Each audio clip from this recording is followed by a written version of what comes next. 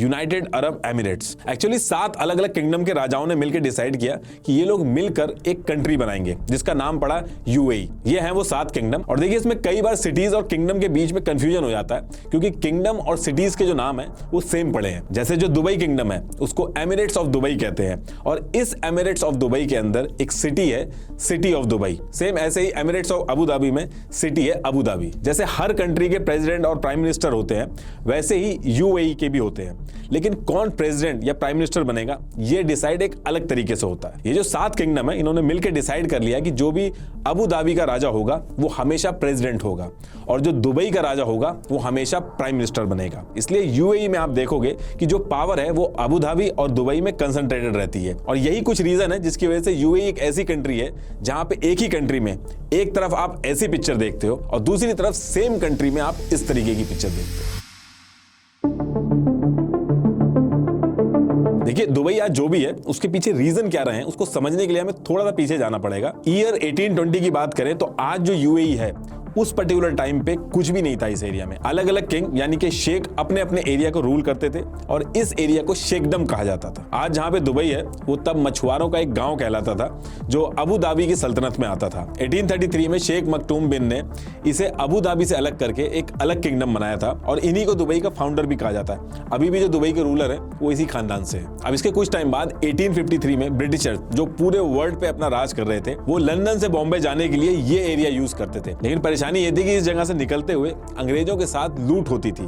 तो इसके लिए ब्रिटिशर्स ने इन शेखडम ये जो एरिया था दुबई और अबू धाबी वाला इनसे बात की और एक ट्रूस एग्रीमेंट साइन किया जिसमें इन्होंने इनकी सिक्योरिटी की बात की ताकि आगे चल के इनको दिक्कत ना हो। उसके बाद से इस एरिया का नाम शेखडम से चेंज होके ट्रूशियल स्टेट हो गया और दुबई भी ट्रूस स्टेट में गिना जाने लगा। आगे चल के जब इस एरिया में रशिया और फ्रांस का इन्वॉल्वमेंट होने लगा तो इन ट्रूशियल स्टेट्स को ब्रिटिशर्स की आर्मी ने सिक्योरिटी दी और इन स्टेट्स का पूरा फॉरेन अफेयर ब्रिटिशर्स ही देखने लगे। लेकिन ब्रिटिशर्स ने यहाँ कोई डेवलपमेंट नहीं किया क्योंकि ब्रिटिशर्स के लिए ट्रूशियल स्टेट्स बस एक क्रॉसिंग पॉइंट था और ऊपर से हर तरफ रेगिस्तान था तो उनको यहाँ ज्यादा फायदा नहीं था। अब देखिए इस टाइम पे दुबई का जो एरिया था वो फिशिंग से बढ़ के पर्ल बिजनेस के लिए फेमस हुआ, लेकिन दुबई अभी भी एक गांव ही कहलाता था।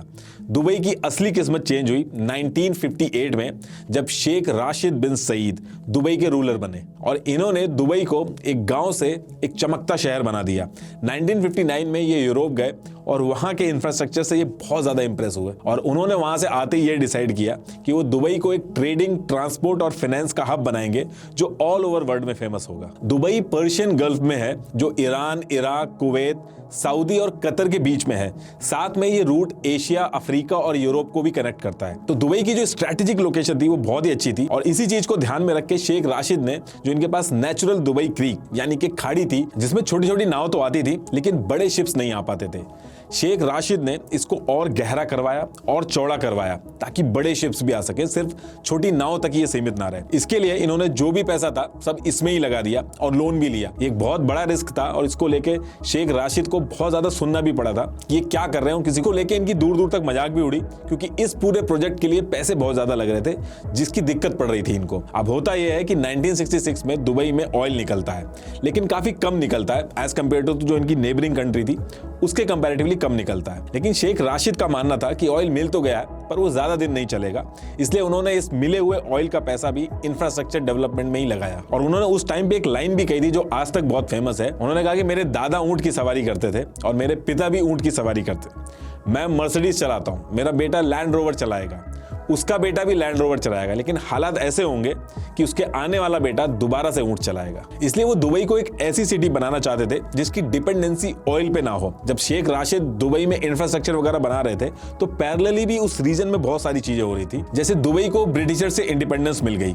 ब्रिटिशर्स इसलिए चले गए क्योंकि ब्रिटिशर्स को इस एरिया की सिक्योरिटी मेंटेन करने के लिए काफी पैसा लगाना पड़ता था। तो जो ब्रिटिशर्स थे वो 1968 में यहां से चले जाते हैं और दिसंबर 1971 में जितने भी किंगडम थे ये सब एक हो जाते हैं। रस अल खाइमा ये जो किंगडम था ये 1 साल बाद ज्वाइन करता है, तो टोटल 7 किंगडम मिलके एक कंट्री बना लेते हैं। अब दुबई खुद में एक तो किंगडम था लेकिन as a country UAE represent करता था। देखिए जब भी शिप्स एक जगह से दूसरी जगह जाते हैं तो फ्यूल फिलिंग के लिए या फिर लोडिंग अनलोडिंग के लिए पोर्ट्स की जरूरत पड़ती है और दुबई एक ऐसी स्ट्रेटेजिक लोकेशन पे था कि उस पर्टिकुलर एरिया से बहुत सारी शिप्स को आना जाना पड़ता था। शेख राशिद ने इस चीज की इंपॉर्टेंस को उसी पर्टिकुलर टाइम पे समझ लिया और पोर्ट राशिद बनवाया। इस पोर्ट की वजह से वहां वहां शिप्स रुकने लगे, और जब कोई शिप रुकता है तो उसके आसपास बहुत बड़े लेवल पे कॉमर्शियल एक्टिविटी होती है। आप इसको ऐसे समझ लो कि कोई गांव है, उसके पास से एक हाईवे निकल के जाए और गांव वाले पेट्रोल पंप से लेके खाने पीने तक हर चीज उस गांव में अवेलेबल करवा दें, तो उस गांव की कमर्शियल एक्टिविटी जो है वो बहुत ही ज्यादा बढ़ जाएगी। सेम यही चीज पोर्ट्स के साथ हुई। पोर्ट राशिद जो था उसको 1972 में बनवाया गया था,